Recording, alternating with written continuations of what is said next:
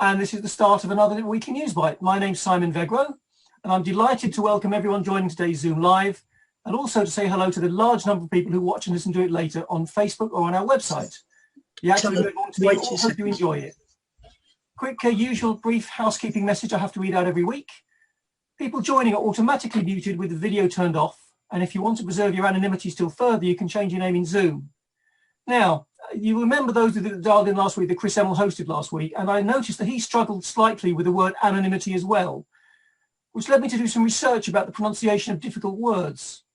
Did you know, for example, there is a word in the English language, and I'm going to read this out, not the word, but the number of digits. It has 189,819 characters in it.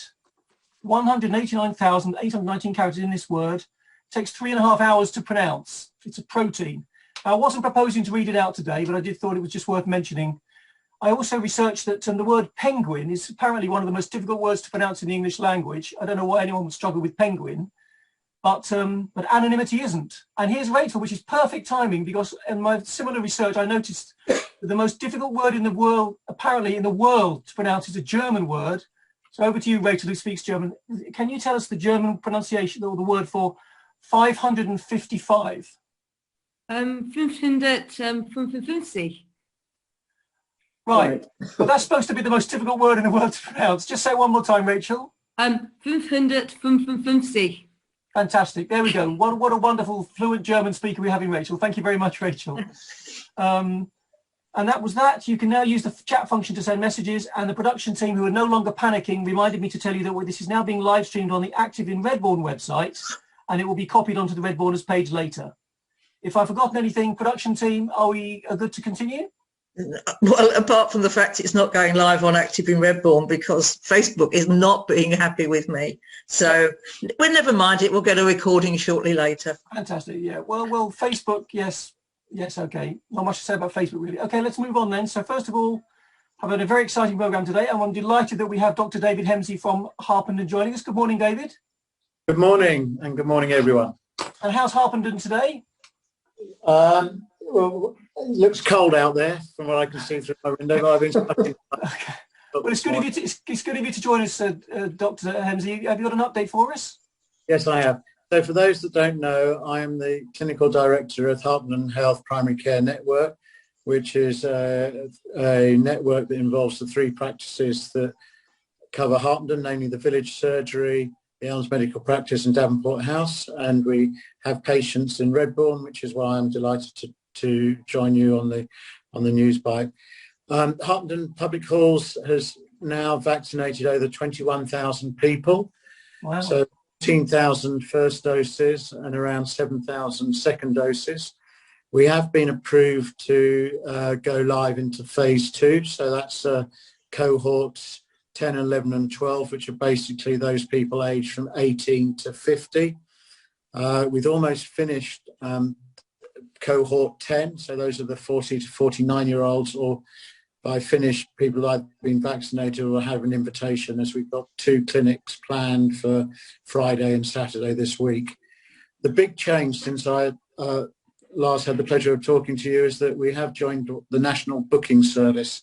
The National Booking Service is a facility that enables everybody to book their appointments online or by telephone. So all patients that will be receiving new invitations, so first invitations to enter Harpenden Public Halls, will be signposted to the National Booking Service.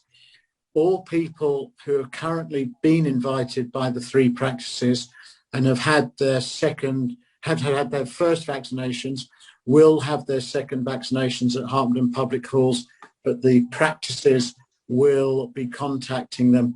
And as we've said before, if you've not heard from your practice 11 weeks after your first dose of the vaccine, then please contact them using either their email address or their online consult facility. That's by far the quickest way to get through the practices these days instead of trying to telephone them. If I can just say one thing about the National Booking Service, it's very easy to use. The telephone number you can ring is 119, and then you just press option 1 for England, and option 2 for the coronavirus COVID-19 vaccination service, and that will get you through to a human being who will be able to book it for you. Alternatively, though, I'd actually encourage you to use the website, which is www.nhs.uk. And if you, it's pretty obvious on that front page, but basically if you just search under COVID or coronavirus, that will take you to a booking site to make your first appointment, and then automatically link you to a second appointment. And both of those appointments can be at Harpenden Public Halls.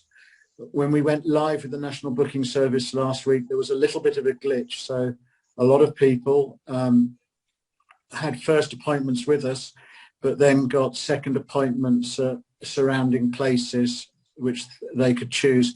But they were able to go back online the following day and change them to have their second appointment at Harpenden Public Halls. So the public halls will be operating all through the summer. The other thing I heard this week, which isn't generally out there, is that cohort 11, that's the 30 to 39-year-olds, should be going live pretty soon. I'd imagine it will be across the press in the next few days. And cohort 12, they're expecting that to go live in early June.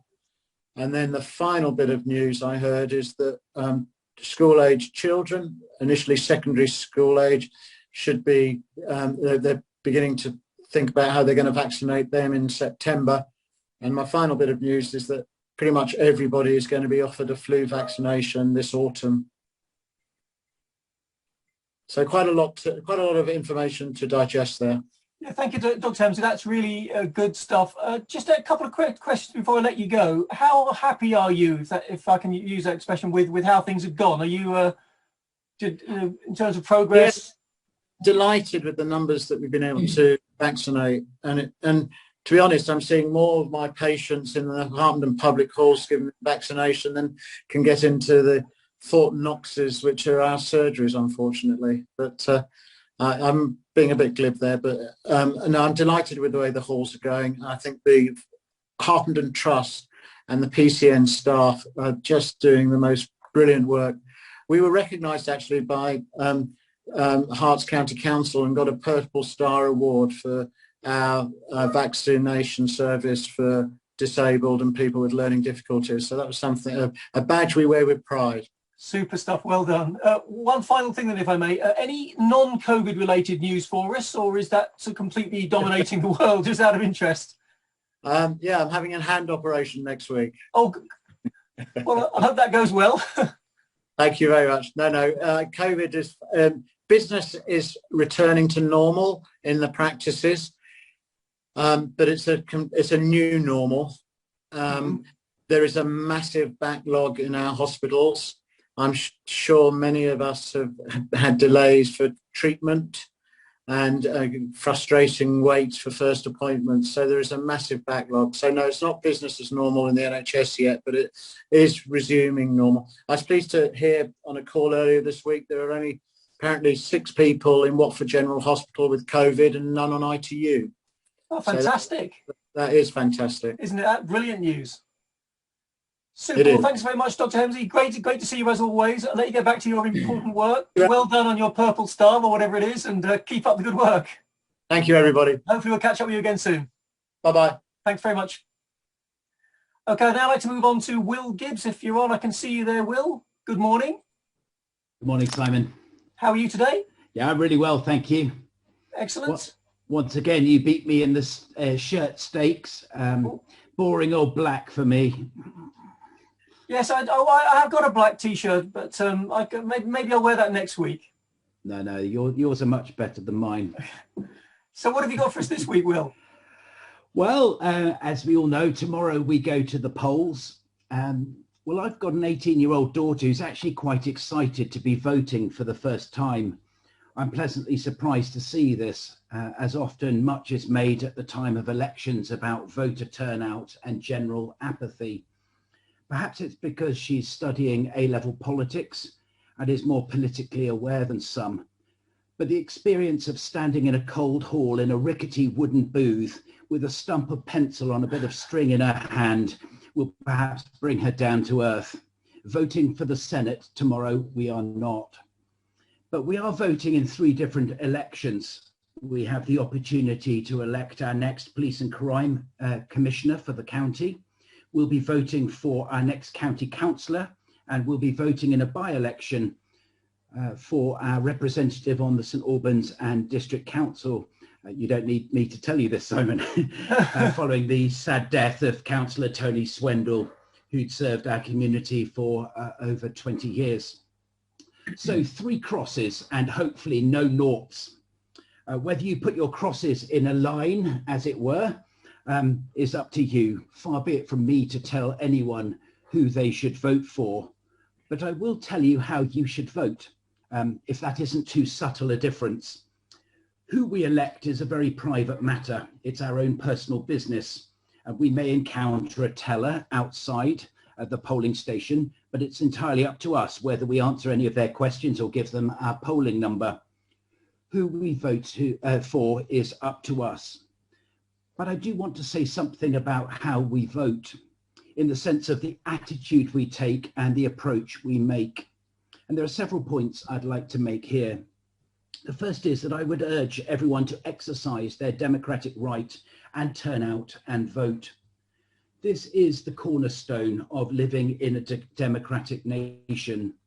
There are nations around the world that dream of the chance to have free elections like we do. And yet too often we shrug our shoulders and we might just turn up and spend the 5 minutes it takes every few years. I witnessed firsthand the riots in Nairobi on Madaraka Day in the mid-90s, protesting against single party and single candidate elections. And I took a rubber bullet for my trouble. Having the right to vote cannot be taken for granted. Just as the right to vote can be obtained, so it can be lost. There are numerous examples of countries where democratic standards have been undermined, sometimes fatally so. In fact, betraying that sort of post-Enlightenment lie that all is progress, we seem to be regressing globally in this regard. Studies show that since 2006, a total of 116 countries have seen a decline in democratic freedoms, while only 63 countries have experienced growth. And if that all sounds a long way from home and irrelevant, generally the UK's democracy is still seen as being in good health. However, the Windrush scandal, the government's attempt to prorogue Parliament to avoid debate, and the potential impact of Brexit on human rights shows that the freedoms we have now are not immutable. The most simple and basic thing anyone can do to keep democracy strong is to vote. Arguably, voting is not enough in itself to protect freedoms, but it is a necessary minimum. It is true that in many parts of the UK, some parties utterly dominate. There are areas of the UK that have been represented by MPs from the same party since the 1800s. In areas where one party has a massive majority, it may seem that voting will make little difference, which can be deeply frustrating. However, not voting is the one thing guaranteed to make no difference. We're not voting in a general election tomorrow, but our vote still matters. You could argue that local elections have little to do with party politics. Again, I don't want to get drawn into that, and you must decide on the person or the party.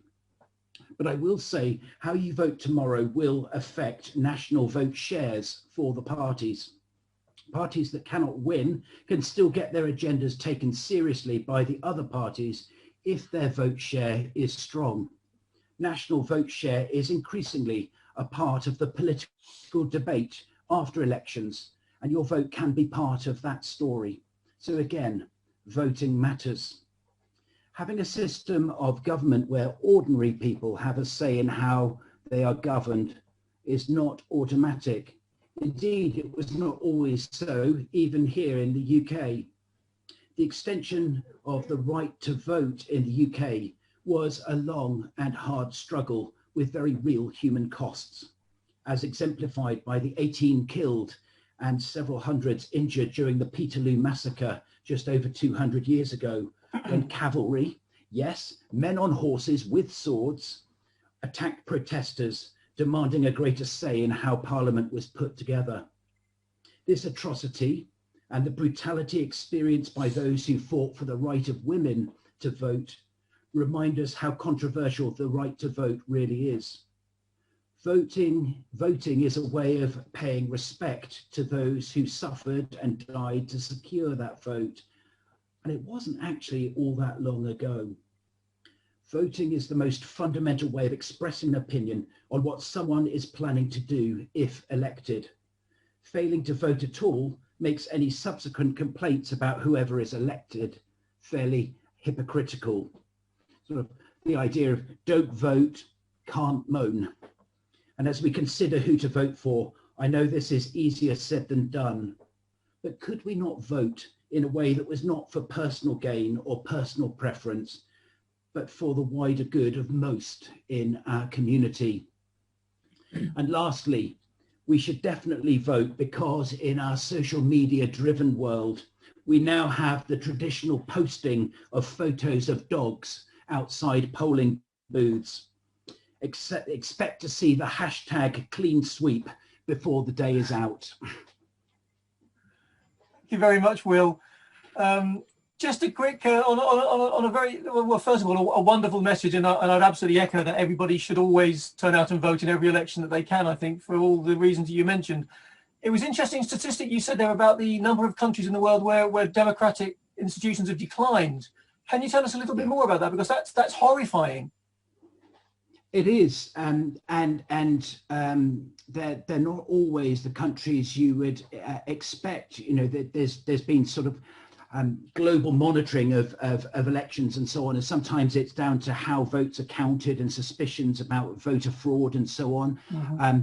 I mean, several sort of Central and Southern American countries, say Nicaragua, for instance, you know, has been downgraded into, you know, real concerns about where that's heading. So yeah, Bolivia and then of course, you know, you've got sort of the stuff going on in Hong Kong, for instance, about sort of political opposition and the clampdown on the media. So it takes many different forms, but it is alarming actually, and something that we should be paying attention to, I think. Yeah, I'm just wondering whether there's any North American countries as well that might fall into that category. I can think of one. Yeah. Okay, Will. Well, thank you very much, Will, as always, for a wonderful message. It's always good to see you. I look forward to seeing you again next week, and enjoy the rest of the show. Thank you very much, Will. Thank you, Simon. I will. I'd now like to move on to the lovely Sigrid. Good morning, Sigrid. Right, I've unmuted myself, sorry. No, we can hear you fine now. Thank you. How are you this morning? I am fine, thank you. Very good. I'm not going to be because Sigrid may well confirm I was the worst French student she ever had. So there we go. I was hoping you would not mention that, Simon. I thought I'd just get it out of the way before you said it, Sigrid. I wasn't going to be so disloyal, actually. Anyway, thank you very much for inviting me. And I'm feeling quite embarrassed, actually, because I didn't realize there were going to be so many U3A members here today, or virtually. Well, and of course, we're global. Don't be embarrassed, but we're now global as well. This is live streamed around the world as soon as the production team get their act together, or Facebook starts behaving. Anyway, I hope I don't stand corrected at the end of my little brief. I'm sure you won't.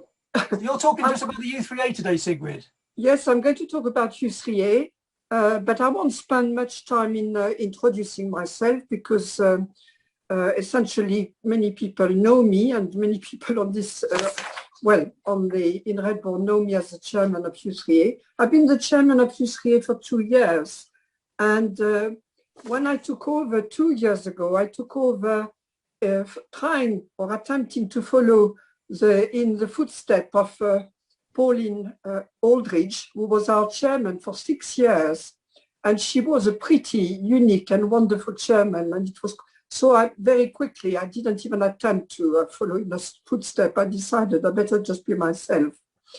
But but Pauline was very instrumental in setting up Redbourn Newsbite now 8 years ago.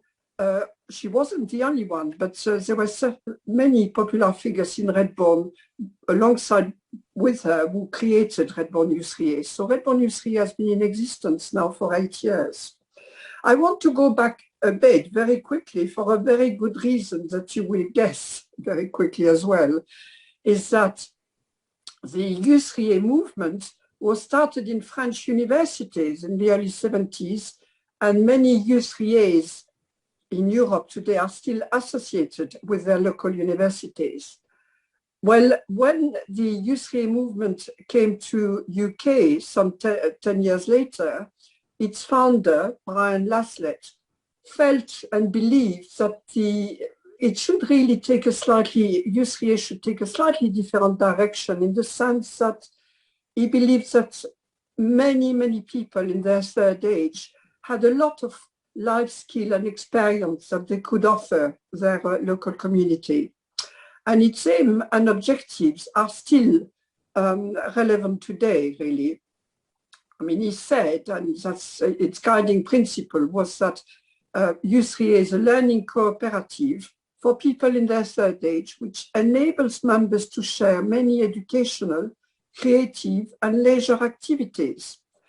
And all these activities are organized by members so they can learn from each other and share their skills, knowledge, and life experience. So I'm sure that you've all heard about Redbourn Newsbite, even if you're not sure about what we get up to in our third age. And I know that a couple of months ago, Barry Welsh, our membership secretary, came and talked on this very radio program about Redbourn Newsbite. And my intention today was to talk about our National Newsbite Day in early June. However, after much soul searching and consideration, our committee decided that we should postpone the date for this big event, because in early June there will still be many restrictions in place.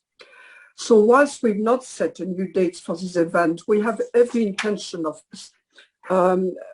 rescheduling it for the autumn, really. So today I'm going to talk about some good news. We all need to hear about good news, don't we?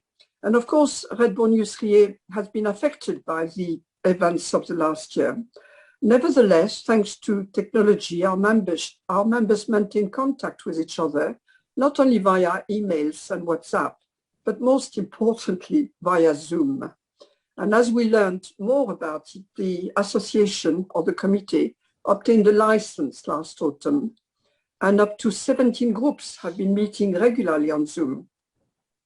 Which brings me to the most important point of our organization, our specialist interest groups. They are very varied. Some are educational, such as the geography, history, architecture, poetry, play reading, music, ukulele, and more. We've also got some 3-language group of different skills, French, Spanish, and Italian. We have several board games, but unfortunately, they've had to be put on hold during the past year, but they are very eager to restart as soon as we are allowed. We've also got many outdoor groups, different walking groups, presenting different challenges, 2 explorers groups organizing visits to places of interest. We've got 2 solo groups who organize social outings, dining out, cinema. And I mustn't forget our wine groups, who have continued to meet on Zoom with a glass of wine in hand. And we've got also groups like the Grumpy Old Men and Grumpy Old Women groups who have been meeting on Zoom and doing their very best to put the world to right, which has been quite difficult in the past year. Of course, in the past months, as I've said, they've had to content themselves with Zoom, but it's not long now before they will meet again face to face. I'm pleased to say that many of our outdoor groups have restarted, especially our walking groups, in groups of 6. Some other groups are now meeting in local gardens. However, with the unpredictable British weather, it's been a challenge for them, but Zoom defies all weather conditions. But yeah. So what about our larger events? Well, our committee meeting, in fact, is due to take place tomorrow, and we will definitely start planning outings, theatre outings, especially as they were very popular, and other social events which we hope to hold in the summer, in the autumn, sorry, to celebrate the return to a normal life. I mustn't forget to mention our monthly meeting in the village halls, which included a speaker. For many months, we've had a monthly speaker via a Mersey website. Some of you may have seen a summary of those talks written by our newsletter editor in the Redbourn Common Round. It's very much the aim of the committee to restart those monthly meetings and get together in the autumn in the village hall, as they were a great opportunity for members to socialize, listen to a speaker, but also discuss with committee members the possibility of joining current groups and creating new ones, because as I've said before, any members can start a new group and form a new group. So we very much look forward to resuming our monthly meeting in the village hall and meet face to face again. Fingers crossed, it won't be long now. Now, you may wonder how we communicate with each other.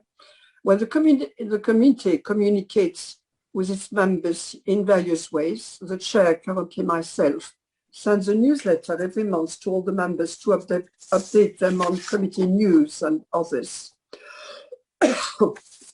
Margaret Ormeroyd, our newsletter editor, produces every 3 months a wonderful newsletter with photos and reports sent in by group members and with their latest news. Our monthly meetings, of course, as I've just mentioned, in the village hall, which we hope will restart very soon. And just before I end this brief talk, if anyone wants to know more information, you can find it in the Redbourn Common Round and also on our website, www.youthreasites.org uk.redbourn, but I'm sure if you just click in Youthre Redbourn, you will find it. So just to end this, one more very, very important thing, we welcome every new member. So that's all I've got to say for today. Sigrid, thank you very much. That was a very, very informative talk there. Thank you. Just a couple of very, very quick questions, if I may. You talk about, for the people that don't know, there might be some people on this call that don't know, when does the third age actually begin? Is there a sort of an age, or is it just a sort of a time of life? Or I mean, there is some flexibility, because actually more and more there are people who decide to semi-retire in their mid-50s. Mm-hmm. So if they've got time to spare, then of course they are most welcome to join Redbourn Youth Relay. Lovely. And my other question is there I've just joined myself actually, so I'm looking forward to getting involved. Do you happen to know if there's a group for miserable Russian novels? Well, you could always, I mean, as you just joined, you're welcome to set up a grumpy old novelist or something. Oh, that's me. Okay. Sigrid, thank you very much. It's been lovely for the update. Thank you. Lovely to see you. And thank you again for not mentioning how bad I was at French. Oh, you're wicked. Thank you very much. Okay, thank you very much. See you again sometime. Thank you. Bye. Bye-bye. And now I'd like to move on to Austin. Austin, thank you for being so patient. You've been sitting out there for half an hour or so. Nice to see you. Good morning to you. Hello, Simon. Thank you. You're welcome. Now, so thanks for being so patient, Austin. Now, you're talking to us today about beating the bounds. Yes. Can you start, if you don't mind, by just telling those people that might not know, and Will talked about it, I think, last week, but just roughly what it is to start with, please. We walk around the parish boundary, which is about 16 miles in all. It's an amazingly large parish. We start at the Harpenden Lane roundabout at the car park opposite the Nicky line. Mm-hmm. We walk round through the golf course down near the junction 9, but not, we don't go that far. We cross over into the showground up to Norrington End, where we have a refreshment break. Then we continue to St Mary's, where we have a late coffee break, and that tends to be about 11:45, 12 o'clock. After that break, we head off in a different direction towards almost going as far as Woodwell Farm. That's how large the Redbourn parish is. Wow. And then from there we go through a couple of farms. We go through Wood End Farm, where we have a lunch break in one of the farmers' barns. He generally lays out some chairs for us to sit on. Very nice. And then we continue to another farm, Butler's Farm, and head from there down to Shafford, where we cross the A5 on A3. After going past Shafford Mill, we head past Redbourn Mill, skirting past that, and back to the Harpenden Lane roundabout. Or if you want to stop at the Checkers, in the past we've tended to almost finish at the Checkers with a... Sounds very civilised, Austin. with an end of walk drink. A nice cup of tea or something. Yes, but we tend to have an alcoholic drink instead. Shocking behaviour. Now, sorry, Austin, I may have missed it at the start. What time did you say it started? It starts at 9 o'clock. 9 o'clock, so 9 o'clock Sunday morning. 9 o'clock in the morning on Sunday, this coming Sunday, the 9th of May, at the car park. If someone, a couple of things have occurred to me, if you don't mind. If somebody doesn't feel up to doing the whole 16 miles, there may well be people that would struggle to walk that distance. Yes. Can they do bits of it? And if so, how would that work? They can do any bits they like. Some start from the beginning and some drop out at St Mary's, for example, which is less than halfway round. Some join us at St Mary's at the 12 o'clock-ish break we have there. Those are the two most common places to start. But the programme is in the common round. It's the same programme that's been used for the last few years. Yeah. You can drop out at any stage. You can drop out if you're at the bit that just before Wood End Farm, where you're near Woodwell Farm. Right. If you want to skip the final bit, you can head back yourself along the Nicky line straight back to Redbourn and skip the last bit. So there are various ways you can shorten it if you want to. Super. Joining it at different stages or leaving it at different stages. Thanks, I think that's good to know. Now, I guess an important thing as we move towards the end of this little chat is what's the background to it? Why do it? What's the sort of history about it? Because I'm interested in that. The history of it is, which Will covered in his talk last week to some extent, and so in his article in this common round, it's to reinforce the boundary of the parish. It started in the days where there wasn't the internet, there wasn't the written knowledge, so it was to hand down the knowledge from father to son, etc., walking around the parish boundary so that the younger people who hadn't been before could find out where the parish boundary was. Partly in the days when there were tithes, so that tithes could be collected from anyone who was within the parish boundary. So you needed to know where the parish boundary was. That's super. Thank you, Austin. And one final question, if I may. Do you have a favourite bit? Is there I guess you've done it yourself on a number of occasions. Is there a particular little stretch that you really stands out for you? It's very good. Or is it the cricketers? Going through the two farms, Wood End Farm and Butler's Farm, because those bits aren't on public footpaths. We go that way because that's where the boundary goes, and we have the permission of the farmers to go there every year. They welcome us there.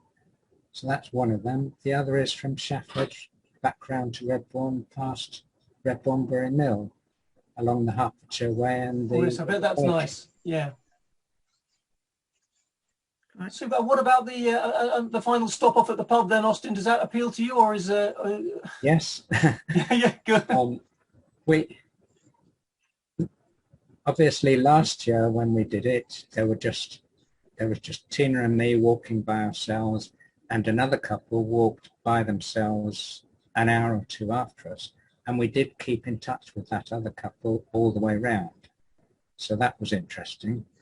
The previous year, 2019, there were 17 of us on the middle section from St Mary's onwards, because some joined us at St Mary's. And when we finished, there were less than that because some had dropped out. And I don't know, about 7 to 10 of us stopped at the Checkers and had a drink together. Sounds lovely. Well, I hope you got a good turnout this weekend, Austin. Can I just I ask? won't be able to be there. I'm otherwise committed, but I hope it'll be a really, really good day for you. And thank you very much for the update. Can I just ask, Austin, whether it's open for everybody, including 16 degrees Yeah. children Yes, and dogs? it's open to anyone, including children and including well-behaved dogs. Great, thank you. Well behaved is the key operative word there. Thank you, Austin. Thank you very much for that. Okay, now I think I'll move on to our production director, who by the sound of it is no longer panicking. Is that correct, Olive? That is correct, I'm yes. pleased you're no longer panicking. I think you're now going to give us an update on what's new this week. Yes, I will do, and I'll just share screen to do that. Thank you very much. Some of this has already been covered, so don't forget to vote tomorrow. The two voting centres are the Parish Centre and the Methodist Church, so do check what it says on your polling card. And it's 7 a.m. till 10 p.m, I understand. On Saturday, we've got another village market. That's 10 o'clock in the morning until 2 o'clock in the afternoon. On Sunday, beating the bounds, as Austin's just told us. Then we go on to a bit later in May, the 23rd, the virtual fun run. You've all had a leaflet dropped off in every household about the fun run and the fun day, so do look out for that, and hope to and do have a look at the leaflet, because you don't have to it isn't just for runners, it's for people who want to walk it as well, and for all sorts of different lengths, so children can be involved. I hope you've received a free copy of After Lockdown, Redbourn's Guide to Healthy Living, which we produced and sent out. If you haven't received a copy, then do let us know, because it's been distributed, and you should have, every household in Redbourn should have received a copy. Looking further ahead, May the 26th is a special edition of the Community Newsbite as part of the St Albans Sustainability Festival. So that's something really exciting to look forward to, and lots of different contributions. And do just remind you to tell us about any events you know of what's on. Thank you very much, Olive. And like I said, some really important and exciting things coming up there. Okay, we're moving towards the end of today's show. Next up, we have Redbourn Recommends. Now, who's saying this? Is it you, Olive, or is it Rachel? I think it's you. Oh, it's me. Oh, okay, right. I don't know what today's Redbourn Recommends is, but this is a slot we have every week where people send in their recommendations for films, music, books, whatever they might be. Please keep them coming. And I believe we do have one today, and it looks like it's Between the Stops, recommended by Lorena Dolfetto. I hope I'm pronouncing that correctly. Hello, my name's Lorena Golfetto, and today I'm going to tell you about a book that I've recently finished reading as part of the Redbourn Recommends series. It's an autobiography, and it's by someone that I think most of us would know. She's a writer, broadcaster, and a comedian, often on television as a presenter of QI, and famously the Great British Bake Off. It's Sandy Toksvig. Now, as an autobiography, it's structured in a rather unusual way. The book is called Between the Stops, and that gives you a clue as to how she's written it. So it's very episodic, and it covers her thoughts as she's on the number 12 bus going around parts of London.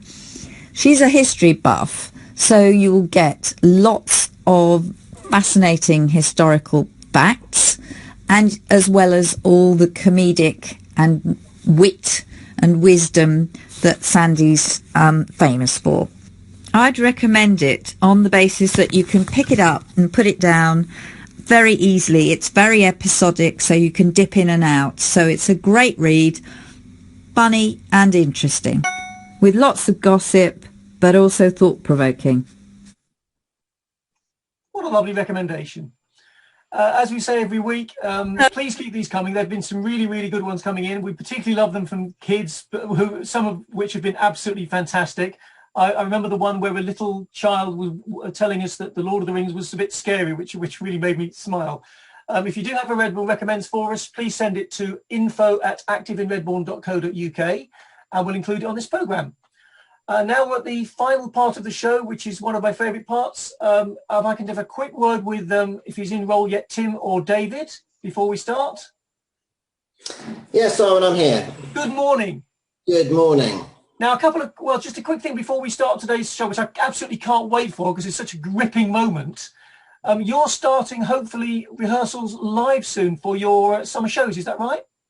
Yes, we are. Hopefully we're on target for the easing of the lockdown restrictions on 17th of May, which means that we can actively start rehearsing from that week. So we've got rehearsals starting on Wednesday the 19th for the production on the week commencing 19th of July. So, I mean, that's really exciting. I mean, it's been, 18 months, well over a year since we have rehearsed anything. We've been together. And so that's really exciting, yes. Oh, and I bet, as you say, I bet you're really looking forward to getting out there and treading the boards. No, we are, because it's sort of face to face as well. That obviously we've got together on Zoom. We're doing play readings. We're doing this, but it's all from everyone's houses, all remotely. So actually, to be able to get together and rehearse something will be fantastic. Well, looking forward to seeing obviously the live show. Looking forward to you getting back together again soon. And I'm sure we'll we'll ask you for further updates nearer the time, David. Yes, absolutely. I mean, the publicity machine will sort of roll into action sort of late May, early June. Obviously fires will go up around the village, but we will certainly be publicising this more widely with further details. But it's in July. Tickets to go on sale hopefully early to mid-June. Super. Okay, well, in that case, thank you. Give you a couple of seconds, and then we'll look forward to this fantastic new episode, which I'm sure. And now it is time to head over once again to the picturesque Hertfordshire village of St Mary's for the 15th instalment of our weekly serial, The Snatchups. When we left it last week, with the villagers still up in arms about Jane appearing in a nude scene in the St Mary's player's next production, things had taken a sinister turn, with a mysterious fire in the village hall threatening to force the closure of the play before it had even started.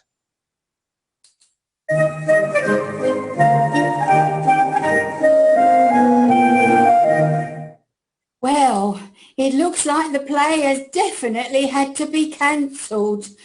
They managed to contain the fire to the stage area, but there's no way they're going to be able to put on any sort of production anytime soon. Oh, Jane is ever so disappointed. Oh, goodness knows why. She's had a lucky escape as far as I'm concerned. And they're still no closer to finding out how it started. Maybe it was arson. No, they don't like arsenal much around here, but I don't think even he'd stoop that low. No, I mean, maybe it was started deliberately to stop the play taking place. Well, I think that's very possible. I was speaking to Mrs. Busybody, and she said that someone saw Phil Tibbs near the stage just after the fire started, looking very furtive. Yes, and furtive must mean he was up to something, because every time you're up to something, you always look furtive. I say to myself, Stan's looking furtive. He must be up to something. And 9 times out of 10, I'm right. Well, the fire investigators are looking into it right now, so we'll soon find out what caused it. In the meantime, this came through the door. It's another of those election pamphlets. That's because there are parish and district elections coming up. There are so many candidates, I never know which one to vote for. I mean, there's a blue one, a red one, an orange one, and a green one. I don't like any of those colours. Now, if there was a pink one, I'd vote for that straight away. It's not just about the colours, it's about the policies. What would you like to see your elected council official do? Well, I'd like to see a 20-mile-an-hour speed limit round the village, a safe cycle way to St Albans, forward-looking sustainability policies for the environment and the green spaces like the common, more affordable housing and the reinstatement of free television licences for the over 75s. But we're not over 75. I'm thinking about Grandad. It's disgraceful that he now has to pay. Television is really important to older people. He loves that Antiques Roadshow. Loves it? I'm surprised he hasn't been featured in it. Hey, guess what? The fire investigators have found out who started the fire at the village hall. Don't tell me. Was it Phil Tibbs? No, Phil Tibbs was first on the scene and tried to put it out. It was Gary. He'd been hired to sort out some wiring, made an incompetent mess of it as usual, and a few hours later it shorted out and started the fire. They're going to try and sue him. Well, that serves him right. He played with fire with Sarah Trollope, and now he's getting burned. But anyway, Tim, where have you been? I've been to pick up the van I bought with my winnings from I Can See Your Voice. We're going to use it to transport all the gear for the band. Well, the only trouble was I couldn't park it in the drive because someone's dumped what's left of a mobile trailer on it. I mean, how dare they? I mean, why should we have to arrange to take it to the scrapyard? A mobile what? Oh, so they have. I wonder when that happened. Do you know anything about it, Stan? Stan? I'd know that furtive look anywhere. It's got something to do with you, hasn't it? I think I'll just leave you two to it. So please explain to me what that monstrosity is doing there, and this had better be good. Well, it was meant to be a surprise. Well, you've succeeded there because it certainly is. It's a caravan. I bought it so that we could go away on holiday together in it. A caravan? You must be joking. I'd rather go on holiday in a dust cart. And if you think I'm using a chemical toilet, you've got another thing coming. But it'll be great. We can go where we like. We will have the freedom of the open road. Remember years ago when I borrowed that camper? We travelled half the length of the country. Yes, and most of it was on the back of an AA relay truck. The answer is definitely no. But you haven't even seen inside it yet. I don't need to. They're all the same. Horrible. Well, tell me you'll at least think about it. I bought it now, and I wanted to take you away for our wedding anniversary. 1 week in that heap of junk, and it might be the last wedding anniversary we ever have. But we'll talk about this later, as Grandad's just arrived. Afternoon, all. Afternoon, Grandad. Oh, my goodness, what are you wearing? It looks like a throwback to the 1970s. This is the suit I bought to celebrate the Queen's Silver Jubilee in 1977, and it still fits. I think it looks rather trendy. Well, I'm not sure that wide lapels, flares and looking like someone out of Are You Being Served is exactly trendy, but it's certainly going to make you stand out.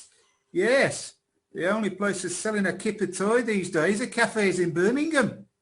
But why are you wearing it?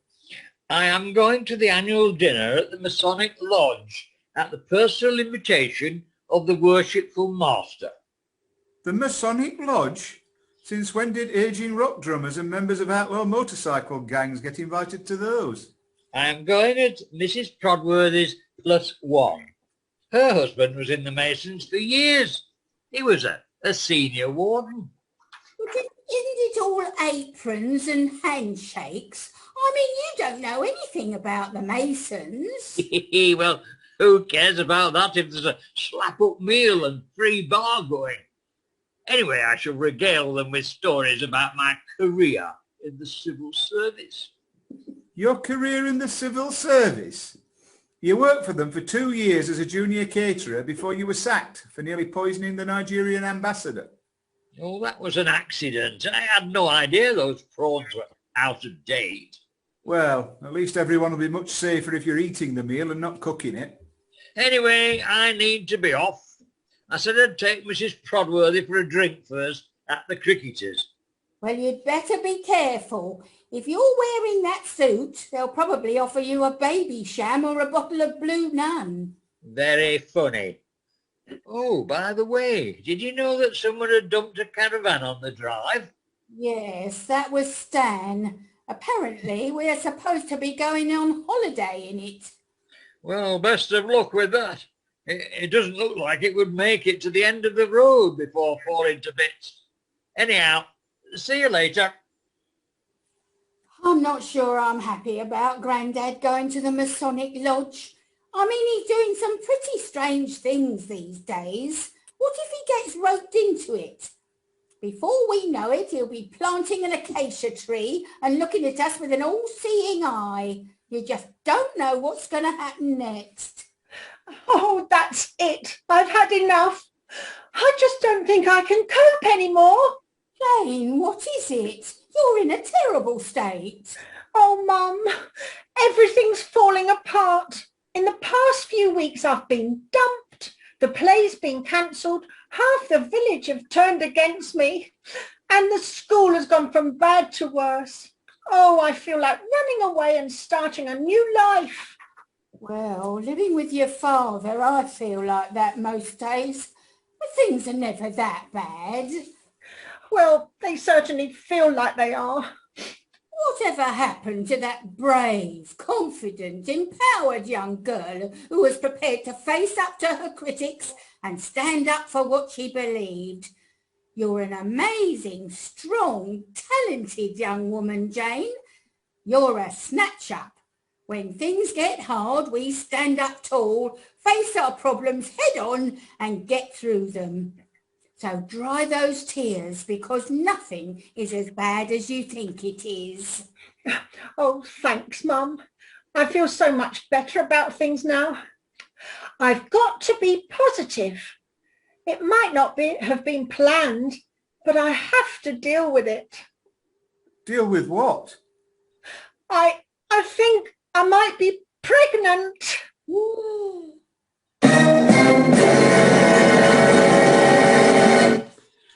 And on that bombshell, we must leave it for this week. Have Jane and Danny's rehearsals for the play been just a little bit too realistic? Will Stan persuade Brenda to go on holiday before the caravan falls to pieces? And will Grandad become the first member of the Grim Reapers Motorcycle Club to be inducted into the Masons? All will be revealed in next week's exciting episode of The Snatchups.